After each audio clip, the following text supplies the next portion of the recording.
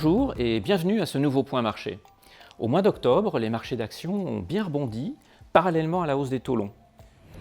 Depuis le mois de mai, ils étaient en train d'osciller et finalement, ils ont atteint des plus hauts annuels pour la plupart d'entre eux, et même des plus hauts historiques dans le cas du marché américain. Pourtant, le mois d'octobre est plutôt mal démarré avec des nouvelles économiques décevantes sur le plan manufacturier et même au niveau des services dans le cas de l'Europe. Mais cela a été contrebalancé par des nouvelles positives, à la fois du côté des banques centrales et sur le plan géopolitique. En effet, la Fed a fait preuve de plus de souplesse en réponse aux difficultés du marché monétaire. Elle a décidé d'acheter pour 60 milliards de dollars par mois, et ce jusqu'au milieu de l'année prochaine.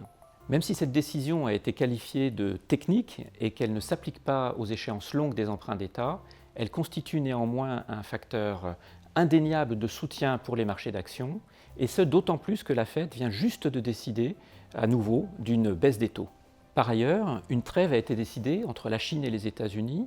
Ce compromis, fragile, doit encore être confirmé, mais il a permis de suspendre la hausse des tarifs qui devaient rentrer en vigueur au mois d'octobre, sans pour autant remettre en cause celle prévue encore donc pour le mois de décembre.